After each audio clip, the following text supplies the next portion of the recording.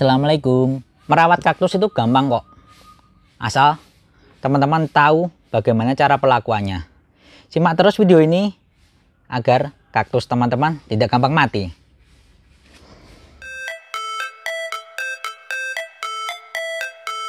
Yo, jumpa lagi dengan Ega, petani milenial, bukan bajak laut. Kali ini kita akan membahas 5 kesalahan bagi pemula saat merawat kaktusnya, sehingga kaktusnya itu gampang mati. Langsung saja, kesalahan yang pertama, tidak paham jenis-jenis kaktus. Sebenarnya ini cukup klise sih. Jadi seenggaknya teman-teman itu paham kaktus itu tanaman seperti apa. Kaktus itu bukan tanaman indoor atau houseplant yang bisa diletakkan di dalam ruangan. Itu salah besar.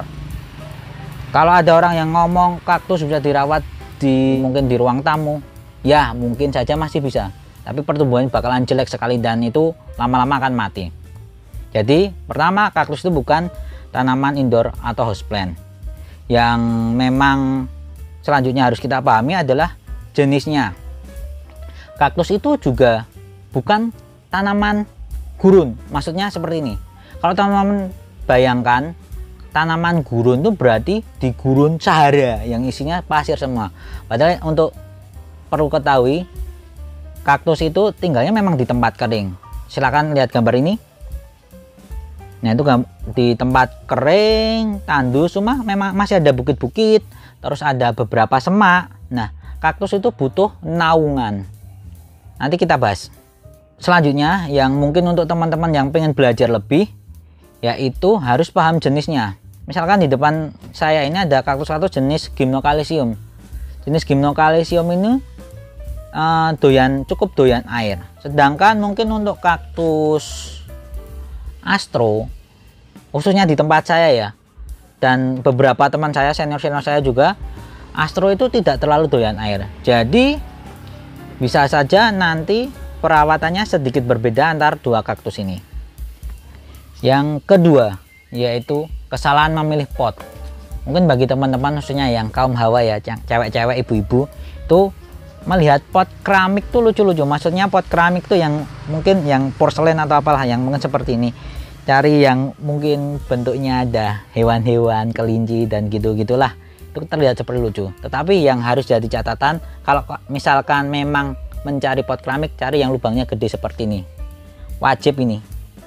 Terus biasanya di bawah ini kan lubangnya gede tuh.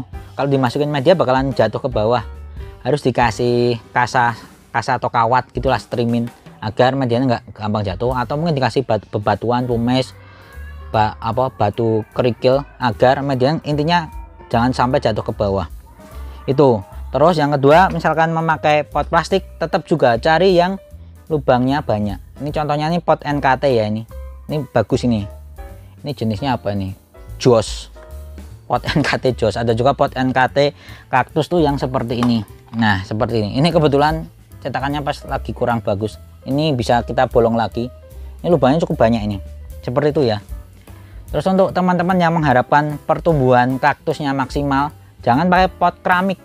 Karena kalau pakai pot keramik, pertumbuhannya jadi lebih lama dibandingkan dengan yang pot plastik. Ini cukup cepat ini pertumbuhannya. Udah 2 tahun, awalnya 3 cm ini saya beli. Sedangkan ini, nah ini dulu juga kecil. Waktu itu saya taruh di pot plastik, pertumbuhan cukup cepat. Ini hampir ya setahun lebih ini ada di pot keramik ini, size nya seperti ini aja. Nah, bisa dibandingkan itu. Kalau ingin yang pertumbuhannya lebih maksimal di pot plastik, kalau dirasa sudah cukup gede dan pengen melihat estetikanya, ya memang pakai pot keramik nggak masalah. Tetapi diperhatikan cari yang lubangnya gede. Kalau lubangnya kurang gede, kita besarkan sendiri pakai bur. Nomor 3, kesalahan memilih media tanam. Karena tadi di penjelasan pertama, kaktus itu tumbuh di tempat kering, bukan di gurun Sahara ya, tapi bukan di padang pasir itu, tapi biasanya itu memang di daerah kering di Amerika Latin itu.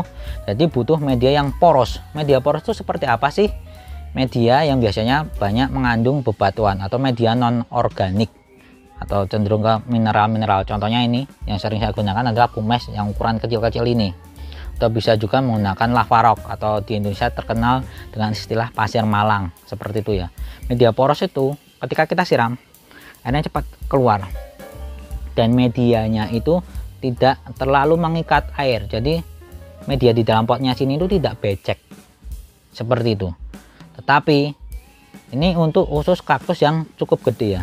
Untuk yang kaktus-kaktus kecil tuh sebenarnya agak berlawanan dari penjelasan yang tadi. Kaktus-kaktus kecil ini sebenarnya masih butuh air yang cukup banyak, jadi biasanya kita tambahkan media untuk mengikat airnya itu lebih banyak. Yang media untuk mengikat air itu biasanya saya menggunakan peat moss atau kokopit. Sudah sering saya bahas di video, silahkan klik aja yang di kanan atas itu media yang saya gunakan apa saja. Terus teman-teman yang sudah mengikuti Echinandro cukup lama, kok media kaktusnya sering ganti-ganti mas? Nah, sebenarnya tidak ada media terbaik. Media yang paling baik adalah disesuaikan dari tempat teman-teman menanamnya.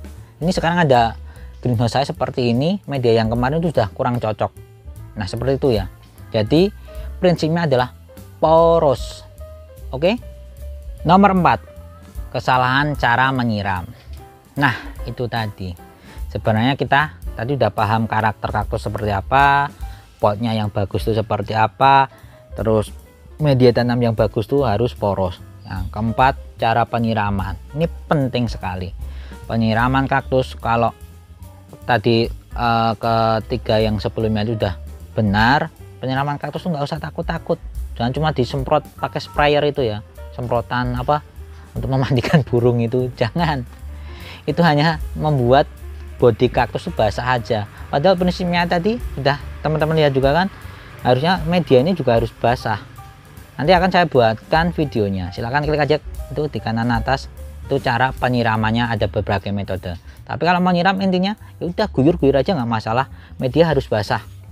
Cuma nah itu tadi, mungkin intensitas waktunya bisa, mungkin teman-teman bertanya, kaktus itu sebaiknya disiram berapa hari sekali sih, seminggu berapa kali? Prinsipnya itu, kalau sudah medianya terasa kering. Cara mencek keringnya seperti apa? Pertama kita lihat toppingnya.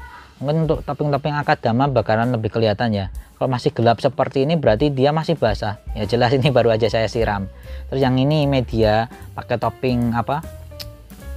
Pasir malang atau lava rock, ini udah kering banget ini. Terus bisa kita congkel juga dalamnya ini. Kita korek-korek sampai mungkin seruas jari lah. Ketika dikorek memang udah kering, nggak basah lagi, itu bisa disiram. Soalnya bisa cek juga ketika kita angkat medianya itu. Teman-teman tuh harus apa ya, harus airnya merawat kaktus itu juga harus dengan hati, walaupun bisa dibiarkan saja hidup, tapi ketika kita angkat kita bakalan ngerti lah kalau emang kita ngerawatnya bagus. Media yang kering tuh biasanya lebih ringan, media yang baru aja disiram ini lebih berat. Ini kering banget ini kering banget, kita congkel-congkel dalamnya juga masih nggak ada lembab-lembabnya, udah kering. Ini diangkat juga ringan dibandingkan yang baru aja kita siram, enteng banget. Seperti itu ya, siram pada saat media sudah kering. Nggak ada patokan seminggu berapa kali atau berapa hari sekali, tinggal menyesuaikan aja di tempat teman-teman aja, sama penyesuaian musim hujan, musim kering itu ya. Ketika sudah kering siram, jangan disemprot, siram biasa aja nggak masalah. Nomor 5, kesalahan tentang pencahayaan. Sekali lagi, kaktus itu sebenarnya bukan houseplant atau bukan tanaman indoor. Jadi kaktus sangat suka sinar matahari. Sebaiknya berapa jam? Sebaiknya seharian kena sinar matahari. Ya dari terbit sampai tenggelam. Makanya ini saya ada di greenhouse cukup bagus, sudah saya pertimbangkan, tumbuh matahari terbit dari timur, tenggelam di barat, setiap hari kena. Itu perawatan paling bagus. Tetapi ya itu tadi, seenggaknya cukup banyak terkena sinar matahari. Kalau teman-teman itu tetap merawat indoor, ya mungkin masih aja bisa hidup dengan memakai tadi belajar 4 kesalahan sebelumnya. Itu diperbaiki semua, itu masih bisa hidup, tetapi pertumbuhan jelek banget. Kaktus bakalan etiolasi. Etiolasi itu pertumbuhannya meruncing. Mungkin ini ada contoh etiolasi kayak gini. Nanti harusnya nih yang pertumbuhannya sejajar bagus atau mungkin gede, tapi pertumbuhannya meruncing. Ini namanya etiolasi. Ini biasanya karena pencahayaannya kurang bagus seperti itu. Ya itu tadi, kaktus sudah hidup tapi ya jadinya pertumbuhannya jelek. Terus kaktus itu bukan berarti harus kena sinar matahari kuat banget, enggak. Tadi kita paham di habitatnya, tempat aslinya tumbuh itu, kaktus itu bukan di padang pasir. Kaktus itu memang di tempat kering di daerah sana, Amerika Latin, tetapi terkadang tuh memang tumbuh di bawah semak-semak, terus tumbuh di belakang batu-batuan. Jadi memang butuh sedikit naungan. Intinya itu bukan dapat intensitas sinar matahari yang kuat banget. Makanya saya ini di greenhouse pun saya memakai paranet. Nah itu kelihatan kan, agar kaktusnya itu tidak terbakar. Biasanya sih untuk kaktus-kaktus yang besar terbakar pun masih bisa hidup, asalkan itu tadi prinsip sebelumnya itu dipenuhi, itu masih bisa hidup. Tapi ya kaktusnya jadi jelek, hidup sih hidup aja. Ada teman-teman yang ngomong saya kaktusnya di full sun full rain hidup, ya oke. Tapi coba teman-teman punya yang variegata seperti ini, jelas langsung terbakar dan bahkan bisa mati. Kalau kaktus-kaktus hijau masih aman full sun full rain. Nah, bagaimana kalau teman-teman itu punya kaktus ditempatkan di teras? Nah, prinsip sebelumnya itu harus diperhatikan, khususnya untuk penyiraman. Penyiraman benar-benar disiram kalau udah kering, dan diusahakan tetap kena sinar matahari ya. Ya mungkin kalau saya ditanya berapa jam, mungkin 10 jam kali ya.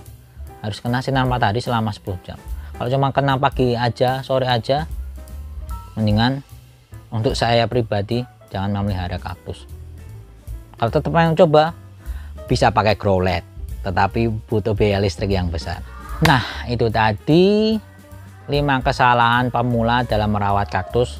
Akhirnya kaktusnya gampang mati. Padahal kaktus kalau perawatannya tepat bisa dipelihara sampai bertahun-tahun. Contohnya kaktus saya ini sudah saya pelihara berarti berapa ya? Kurang lebihnya 4 tahun ini. Awalnya masih kecil, sekarang udah segede ini. Ini Astrophytum myriostigma. Oke, terima kasih yang sudah menonton. Semoga video ini bermanfaat. Jangan lupa klik like dan subscribe, bagikan ke teman-teman yang punya kaktusnya gampang mati. Seperti itu ya. Wassalamualaikum warahmatullahi wabarakatuh. Ciao.